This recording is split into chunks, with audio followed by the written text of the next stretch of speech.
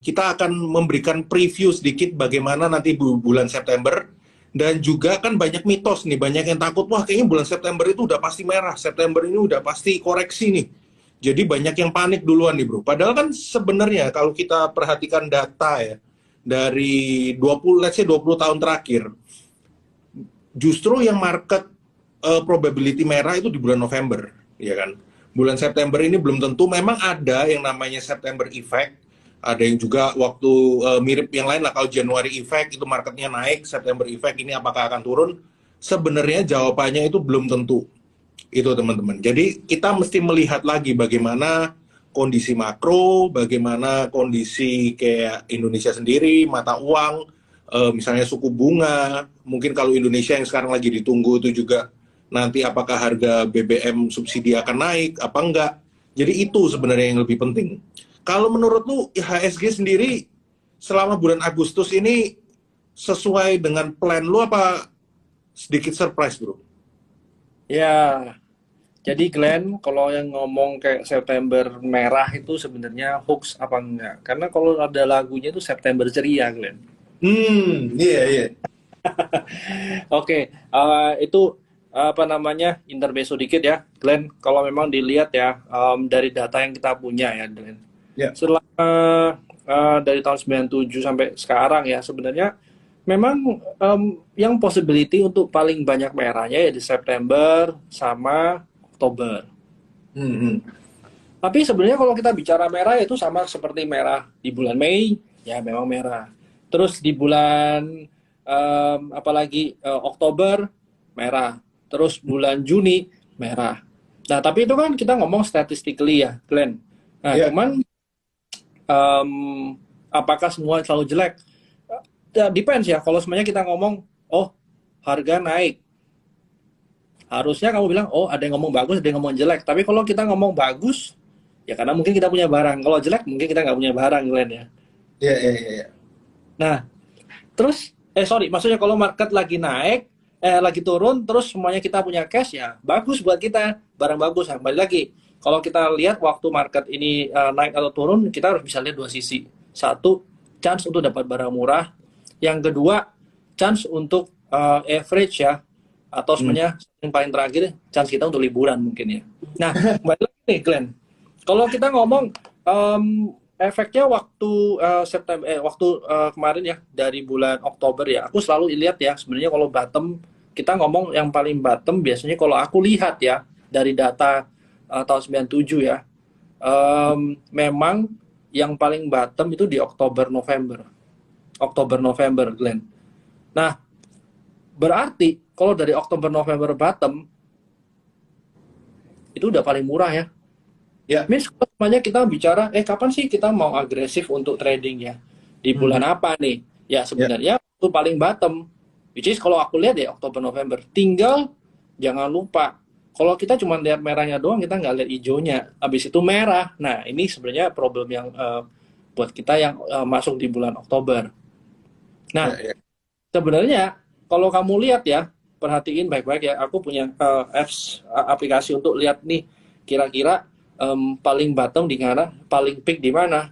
Itu sebenarnya Oktober itu mostly dia di bottom. Nah, di Februari, March itu mungkin mulai peak. Nah, coba kita lihat ya.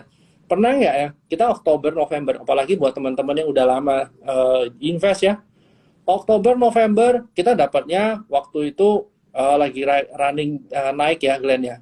Terus nanti November, Desember naik, Januari naik, udah kenakan nih. Habis gitu mulai Februari lupa take profit, tahu-tahu di bawah turun. Betul. Nah, kenapa? Karena kita nggak tahu atau kita nggak aware nih. Oh, Oktober ini sebenarnya paling banyak, paling bottom lah, Glenn. Otomatis yang masuk siapa? Nah, ini mungkin PR-nya kita yang satu lagi, Glenn. Gitu sih. Ya. Oke.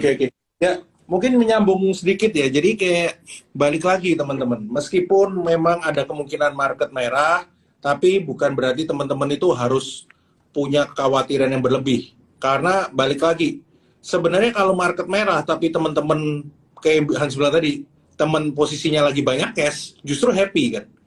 Nah, kalau posisinya lagi full portofolio pas market merah, itu pusing. Begitu juga sebaliknya.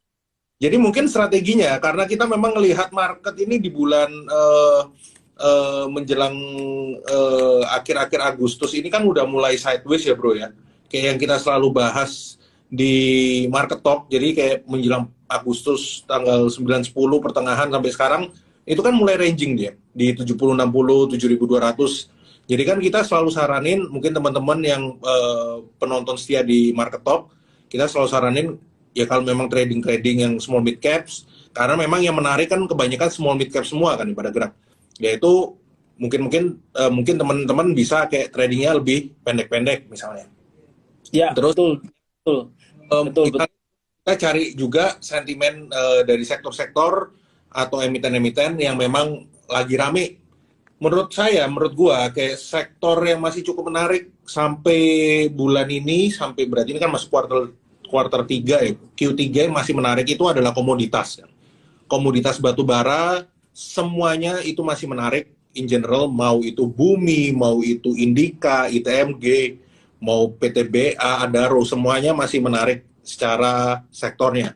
Kenapa? Karena balik lagi ada krisis energi. Terus baru aja ada berita kayak China ini mau pakai batu bara lebih banyak karena udah mulai panas. Terus nanti Eropa nanti mungkin bulan depan 1-2 bulan lagi Eropa sama China itu mulai persiapan untuk musim dingin. Ditambah lagi harga komoditas substitusi atau penggantinya kayak dari batu bara, natural gas itu masih tinggi. Jadi orang-orang di Eropa mau nggak mau kembali lagi ke batu bara. Ya, hal-hal positif seperti itu sebenarnya yang membuat sektornya masih sangat menarik. Jadi menurut gua kayak kalau teman-teman masih pusing, aduh gua mesti apa? Ya kita cari yang benefit. Misalnya kayak tadi komoditas energi, batu bara, dan juga yang perlu kita ingat kayak sektor bank digital mungkin ya bro ya. Karena kan Ya, sektor bank digital ini kan banyak yang belum mencapai modal inti 3T. Di mana kalau belum mencapai modal inti 3T, mereka kan harus right issue. Kalau nggak right issue, mereka akan turun jadi BPR. Nah, deadline-nya itu adalah akhir tahun ini. Jadi, semakin mendekati akhir tahun, kan semakin besar potensi untuk bank-bank ini melakukan right issue. Nah, berarti kalau biasanya teman-teman boleh berkaca di tahun lalu, bank-bank kecil, bank-bank digital ini kan mulai naik lagi karena ada isu-isu mereka mau right issue, terus right issue ini seberapa gedenya akan kita nggak tahu, nanti kita lihat. Ya, jadi menurut gua kayak kita bisa cari opportunity di situ sih. Gimana menurut lu? oke. Nah, teman-teman mungkin harus clear. Jadi sebenarnya hari ini kita bukan mau market update ya, Glenn ya. Glenn terlalu sering update makanya terbawa suasana. Nah, Iya, tapi gini, sebenarnya kalau kita lihat ya, let's say kita lihat apa namanya September sama November Oktober ya turun Glenn. Oh sorry, sebenarnya yang paling banyak yang paling sedikit potensi naiknya itu ya waktu Agustus sama waktu Oktober November ya Glenn ya. ya, ya. Nah, tinggal katalisnya apa nih untuk naik? Katalisnya apa dulu? So kalau kita udah tahu katalisnya, sebenarnya secara nggak langsung kita udah filter ini. Berarti secara makro dia akan kemana nih? Ya Glenn ya. Kalau tadi Glenn sudah sempat Ya, ya, ngomong ya kayak yang komoditi mungkin lebih ke apa? Sekarang kalau hari ini mungkin ke oil ya Glenn. Terus semuanya kayak yang kemarin ya coal udah mulai naik, terus udah mulai mau ke arah winter nih. Berarti mungkin kalau kita bicara hari ini kurang lebih Desember November itu atau akhir tahun itu mungkin lebih ke komoditi coal. So berarti sebenarnya kapan sih waktu bottomnya? Nah kalau kita nggak dapat bottom sebenarnya nggak nggak nyaman juga loh kita mau masuk di harga tinggi ya. Karena sebenarnya lebih ya. gampang kita berharap dari harga rendah untuk naik daripada dari harga naik untuk naik lebih tinggi. Nah, karena kalau harga naik dan naik lebih tinggi, itu mungkin liquidity nggak bisa sekencang waktu harga kemarin murah. Nah, let's say ngomong gini deh, waktu tahun 2020 naik, 2020-2021 naik, itu jauh lebih kenceng kan daripada waktu sebenarnya market lagi nggak apa-apa, terus dia mau naik lebih kenceng. Jadi Ya. sebenarnya pre-correction yang kita punya sebenarnya ada chance untuk masuk harga lebih murah sih, Glenn. Oke, oke, oke. Ya, ya, mungkin kita juga perlu mengantisipasi ya. Berarti kan kita coba connecting the dots nih. Kira-kira kayak kondisi makronya akan berpotensi membuat market ini naik apa turun. Menurut Ya, gua kayak lagi ya karena mungkin satu lagi agenda penting yang perlu teman-teman tunggu itu nanti jam 9 malam di mana mungkin kan selama 1 mingguan terakhir ini pas live kita juga sering bahas makronya itu ada soal Jackson Hole meeting, di mana kalau ya kan Jackson Hole meeting ini ya itu resultnya kita akan tahu nanti malam. Jerome Powell akan bilang, oh mereka ini outlook-nya akan hawkish atau seberapa agresif sih nanti ke depannya. Nah ini akan mempengaruhi kurang lebih market ke depannya juga kan. Kalau misalnya ternyata The Fed ini masih agresif, naikin suku bunga lebih agresif, karena melihat inflasi potensinya masih tinggi, ternyata inflasinya tiba-tiba juga di atas ekspektasi, ya of course mungkin market pasti akan turun. Tapi kalau tiba-tiba ternyata harga oilnya udah mulai turun, inflasinya udah mulai terjaga, bisa aja kayak chance-chance yang dari tahun-tahun lalu, misalnya bulan Oktober, November itu merah, bisa aja kali ini ada anomali. Ya jadi makanya kita kayak balik lagi yang kita bahas tadi, teman-teman nggak usah terlalu takut, kita mesti tetap keep up to date dengan apa yang terjadi, itu kan? Ya, betul, betul. Nah, sebenarnya itu juga betul banget ya. Terus kenapa kalau ini kita mungkin lebih out to date ya? Karena satu ya, kalau kemarin kita bicara Agustus harusnya merah ya Glenn ya. Terus kalau Mhm. di IHSG-nya malah hijau ya. Mhm. Ini sebenarnya kalau kamu ngomong anomali, ya yang ditakutkan adalah merahnya mundur nih kan. Ya. Nah, kalau Ya, merahnya mundur sebenarnya strateginya apa? Mungkin lebih itu sih. Nah, itu sih kalau dari ini ya, dari segi teknikal ya kalau kita lihat Glenn ya. Nah, cuma ya. gini, strategi apa sih yang harus kita punya ya? Salah Mhm. satunya sebenarnya waktu barang itu udah mulai mahal kembali lagi ya. Tadi kalau kita lihat akan lebih susah berharap barang yang lagi tinggi itu naik lebih tinggi. Otomatis kalau waktu tinggi kita tuh berhadapan sama fear ya, Glenn ya. Orang tuh lebih Mhm. takut untuk ini bisa naik lebih tinggi. Tapi kalau semuanya kita dapat duit dari sana bisa, bisa. Makanya kalau kita lihat hari-hari gini nih sebenarnya ya, tuh barang yang naik model bumi ya, yang mungkin kayak transaksinya udah gila-gilaan selain LQ45 yang lainnya. Nah, Ya. karena dia itu sekarang jadi super liquid, malah sebenarnya kalau kita trading naik keluar masuk itu malah dapat make money lumayan kan Glenn. Nah mungkin Mhm. salah satu strategi yang perlu garis bawahi, semakin tinggi barang ya semakin pendek time frame kita, dan semakin kita perhatiin up to date-nya Glenn. Yang kamu bilang tadi kita harus lebih up to date karena marketnya udah mulai mahal nih ya. Ya. Itu sih. Nah, cuman ada good point yang harus kita lihat kayak sekarang kan kita bicara em, kita punya kenaikan suku bunga kemarin kan harusnya berapa basis point tuh? Ini barusan 25, berarti mungkin ada 75 bips lagi ya Glenn ya. Potensial naik yang kemarin kita bicara sama Farul ya. Harusnya sampai Oktober nih. Which is sebenarnya barusan kenaikan kemarin Glenn. Ya, kalau sampai Mhm. Oktober, September, Oktober loh berarti kalau kita naikin setiap bulan 25 berarti Mhm. mungkin ya 75 basis point ya Glenn. Ya, Gitu sih. ya, ya. Oke, oke, oke. Ya, ya, agree, agree, agree. Ya, jadi kayak balik lagi ya, kayak sekarang ini kan sebenarnya masih banyak ketidakpastian ya di market. Either kayak satu dari harga komoditas oil, dan juga kedua kayak seberapa agresif mau BI atau The Fed naikin suku bunga, dan seberapa cepat inflasi itu bisa turun. Ya, jadi sebenarnya makanya teman-teman harus nontonin terus Market Talk Senin sampai Kamis jam 8 malam, karena di situ kita kan juga bahas ya apa yang up to date dengan market, apa yang menarik. Jadi kalau teman-teman mungkin joinnya cuman seminggu sekali, mungkin bisa ketinggalan juga. Ternyata kita di hari kemarinnya ada yang menarik. Jadi teman-teman keep on join ya. Itu jangan lupa follow Instagram Trimega Sekuritas, karena di situ kita bahas total mengenai market. Nah, yang gue penasaran nih bro, kayak strateginya sebenarnya kan banyak, mungkin banyak yang dibilang, banyak yang bisa kita bilang ini teman-teman ini di bulan ini banyak yang udah cuan, mungkin kayak di Bumi, Dewa, dan juga mungkin Friend. Karena ya apalagi Bumi lah, Bumi apalagi yang waktu itu sering banget kita obrolin, di grup-grup lain juga sering banget ngobrolin. Tapi terus kan beberapa sebenarnya saham-saham lain juga banyak yang turun nih. Misalnya kayak Arto, ya kan. Let's say ini contoh. Arto waktu itu turun udah ngebentuk lo yang baru, break support. Mungkin teman-teman berapa ngelihatnya ya udah deh gua keep aja. Dan kebanyakan ya mungkin kita bahas psikologi sedikit. Kebanyakan itu sebenarnya saham-saham yang masih uptrend, yang belum patah tren, justru orang-orang jual. Aduh, gua take profit dulu deh.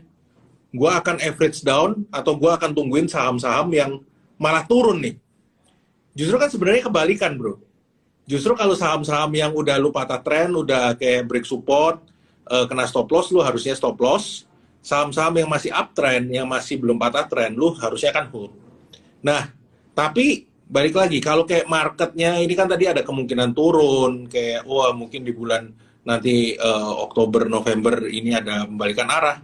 Jadi sebenarnya strategi yang pas, menurut lo tuh gimana sih dari sisi teknikal? Oke. Nah, kalau kita bicara soal teknikal ya, sebenarnya bisa nggak hidup dari teknikal? Bisa aja. Nggak ada salahnya dengan Hmm. teknikal ya. Karena mungkin akses informasi ya, kenapa gini? Mungkin nomor satu kita harus, kenapa orang pakai teknikal? Mungkin karena akses informasi mereka limited ya. Terus juga mungkin karena mereka perseorangan tuh akses data nggak gampang. Nah, tapi sekarang gini, untuk mengakali sesuatu yang kita nggak tahu, minimal kita harus tahu makro, minimal ya. Karena kalau makro kita tahu, seenggak-enggaknya kita tahu flow market ini atau flow-nya lagi mana. Nah, kalau kita bicara fundamental tahu dalam nih, nah sebenarnya banyak company ya yang fundamentalnya bagus, tapi nggak bisa naik. Nah, kenapa? Ya karena nggak dapat flow. Karena nggak apa. Contoh lah, kita ngomong dari sektor properti. Nah, sektor properti kenapa sih nggak naik-naik sih? Ya, ya. Ya, oh ternyata kalau kita lihat teknikalnya bagus karena ada di support kalau kita pakai pendekatan risk and reward. Tapi kalau kita bicara dari sentimennya dari ini ada suku bunga naik, ada yang lihat satu suku bunga naik berarti kan properti nggak begitu menarik ya Glenn ya, karena bisa orang ya kreditnya cuma mahal Glenn ya. Nah terus Ya. tadi aku bicara sama si Farul, kira-kira kalau sektor properti ini akan ngefek nggak kalau dengan kenaikan suku bunga? Nggak sebenarnya. Kenapa? Waktu kemarin sebelum kenaikan suku bunga, emang bank-bank mau kasih kredit lancar gitu? Enggak. Karena mereka uncertainty-nya mungkin lebih tinggi, ya. Jadi mereka harus jaga NPL-nya supaya bagus. Ya, mereka nggak kasih kredit gampang, Glenn. Nah, jadi sebenarnya bukan soal technical doang, sebenarnya makro itu yang membentukkan kita supaya kita mau kemana nih, itu. Ya kenapa? Kalau kita nggak perhatiin makro, minimal kita harus sortir barang atau filter barang lebih banyak ya Glenn. Tapi kalau kita lihat contoh hari ini oil naik berarti hampir seluruh yang semua yang berkaitan sama oil itu ternyata lumayan jalan ya, kayak Medco tuh udah naik gila-gilaan, terus apalagi Elsa mungkin belum naik terlalu banyak ya. Nah, proxy-nya mungkin selain oilnya sendiri ke Winterman offshore-nya contohnya. Nah, kenapa? Ini semua kita lihat dari news yang ada, karena sentimen gitu. Nah, kalau memang kita bicara untuk long term, ya doesn't matter. Yang cuman long term seperti seberapa long term yang jadi PR-nya kita supaya kita tahu barang apa yang kita masuk gitu, Glenn. Nah, tapi gampangnya adalah menurut aku kalau ngomong versi 15 detiknya, lihat makro, lihat technical untuk tahu flow. Lihat makro untuk tahu flow, lihat technical untuk entry. Oke. Ya, balik lagi berarti teman-teman kayak kalau misalnya teman-teman nggak mau gini deh, kalau teman-teman nggak mau pusing, kan banyak lagi, aduh tapi kalau gue ngeliat technical nanti gue bingung, waduh ini gue ngeliat ini nggak ngerti. Jadi mungkin teman-teman bisa tanya aja di Market Talk.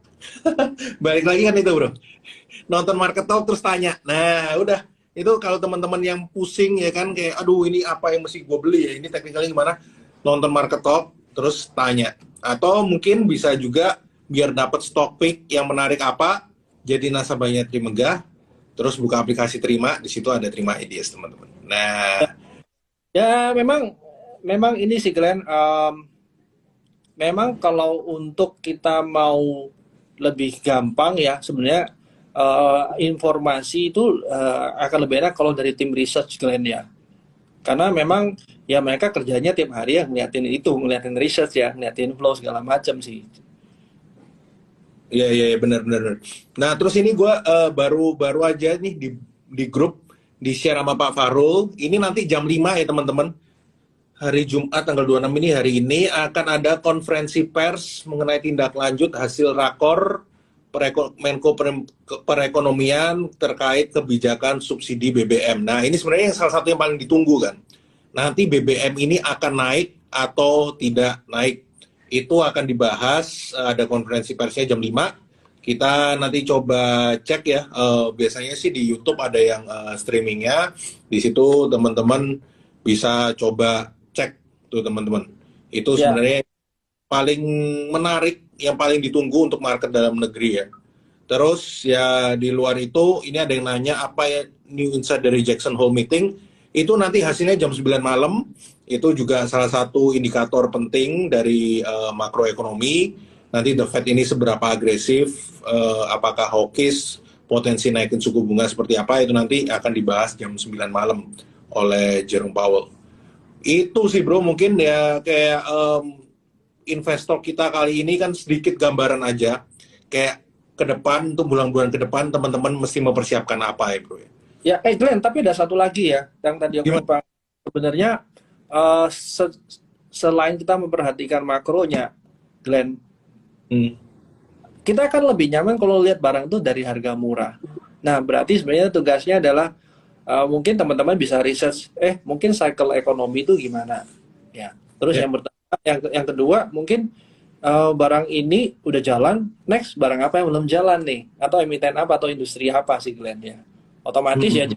pukul rata. Oh, abis ini pasti retail, abis ini pasti consumer segala macam ya enggak, karena pasti setiap cycle ini punya cerita sendiri-sendiri ya. Kenapa naik, kenapa turunnya punya cerita sendiri-sendiri.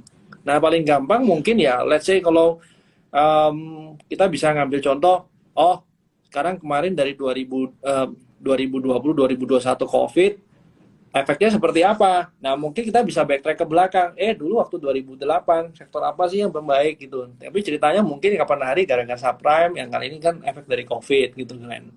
Nah, Ya, ya. sektor apa yang bakal jalan berikutnya? Harusnya nggak akan begitu beda jauh. Tinggal perhatiin makronya. Nah, Betul. makronya lagi kemana flow-nya, barusan kita cari barangnya apa, dan barusan kita cari entry-nya. Sebenarnya harusnya itu. Nah, berapa lama jangka waktu ini ya? Depends. Kalau memang teman-teman modelnya si kayak Pak Lokeng Hong, sebenarnya dia bottom up punya ya. Doesn't Ya, matter. Tinggal masuk apapun yang menurut evaluasi murah gitu ya. Ada ya. perspektifnya, kita cari barang murah. Ada yang perspektifnya cari, ya kalau semuanya kita mau masuk, ya mungkin jangka waktu time frame untuk tradingnya itu 1 tahun, atau jangka waktu holding periodnya 1 tahun, nggak ada salah juga. Cuman sesuaikan kita mau seperti apa nih. Kita lihat diri kita sendiri dulu nih. Oke, oke. Nih kas Itu walaupun di harga 260 baiknya gimana Pak rekomend untuk average? Sebenarnya ya itu kita harus perhatikan baik-baik sih update-nya gimana. Tapi kalau sampai dari harga sekarang ke 250, berarti kan kemarin 50, berarti kita berharap dia naik 5 kali lipat dari 250, pasti nggak dalam waktu cepat sih. Nah, itu biasanya waktu tunggunya itu kadang-kadang kita jadi dilema, mau diambil dulu, nanti dia naik lagi. Kalau kita nggak ambil profitnya, atau kita nggak average, nanti kita nggak bisa keluar. Nah, jadi sepertinya sebenarnya gimana? Ya, kalau kita udah punya problem seperti itu, ya kembali lagi. Kenapa kita kok masih hold ya? Atau kenapa kita nggak keluar atau nggak minimalisasi risiko kapan hari ya, Glenn ya? ya, Nah, ya. tapi kalau bicara, kalau teman-teman tahu, cars ini naik karena misalnya ada yang di restructure atau memang lagi diberesin masalahnya, jadi sebenarnya kan jadi turnaround story ya. Tapi Ya. turnaround story sampai harga paling tinggi, sebenarnya akan lebih bagus kalau kita lebih sehat di pikiran kita untuk batasin ekspektasi kenaikan kita sih, Glenn. Ya, ya, ya, ya, agree, agree, agree. Ya, benar, benar, benar. Ya, teman-teman balik lagi ya, kalau itu ada yang bingung-bingung nanti untuk market, eh info, Kalau Pak. cars itu kayak Lightning McQueen katanya. Iya, iya, iya. Siapa tahu kalau ngebut terus ya hold nih. Tapi baik lagi teman-teman, kalau untuk pembahasan market rekomendasi kita nanti bisa bahas, kita lihat lagi di Market Talk ya teman-teman. Ya, ya, ya. Oke deh, gini deh. Em, Ya, Gimana cars? Nah, sebenarnya kembali lagi ya. Kalau kita mau lihat atau untung dari barang di market, yang kita cari sebenarnya apa? Dividen kah atau capital gain kah? Kalau memang hmm, kita capital gain, sebenarnya as simple as yang bagus adalah yang naik. Nah, ya, kalau kita lihat yang bagus adalah yang naik, berarti usahakan waktu kita beli itu jangan naiknya waktu udah tinggi banget.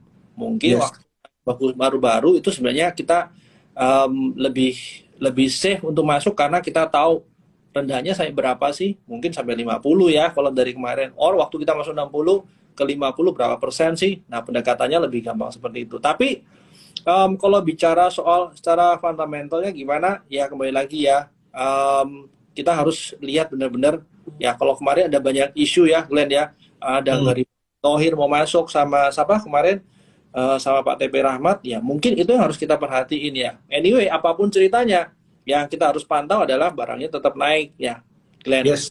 Once Ya. kita masuk, let's say harga berapapun turun ya, mungkin kita lebih baik batasi resiko kita, karena mungkin masih ada banyak hal yang harus diberesin tuh. Nah, dan kita bicara kalau restructure company nggak bicara dalam 1-2 bulan selesai sih gitu. Nah itu yang harus diperhatikan. Ya, balik lagi teman-teman, ujung-ujungnya kayak mau itu kita perhatikan dari fundamental dan sebagainya, tapi balik lagi kalau flow-nya nggak mendukung dan ternyata ini dia patah tren atau kena stop loss, ya balik lagi teman-teman harus melakukan stop loss. Karena intinya pada trade, untuk seorang trader, yang penting kan cuan bro. Ya kan? Yang penting kita ini harus cari cuan. Jadi kalau memang, wah ini sahamnya ternyata membalikan arah, sellernya gede, mau sellernya ternyata karena sellernya gede, karena ternyata resultnya jelek mungkin, selama itu dia kayak kena stop loss, teman-teman nentuin stop loss di mana, kena stop loss ya teman-teman harus lakuin stop loss. Ininya Nah, sih seperti itu. betul. Jangan lupa, kalau kita bicara CAR sebenarnya, kapan ya hari pertama kali kamu bilang, oh CAR sudah positif akhirnya. Nah itu kan orang-orang nggak lihat fundamentalnya ya. Even kalau waktu itu kamu lihat fundamentalnya, barangnya juga nggak naik, barusan naik belakangan ini kan, Glenn. Betul, betul. Nah, itu sih. Yes. Yes, jadi yang balik lagi kita mesti pantau flow-nya juga teman-teman. Mungkin itu sih, itu yang bisa kita sampaikan. Ya, moral cantik. Sip.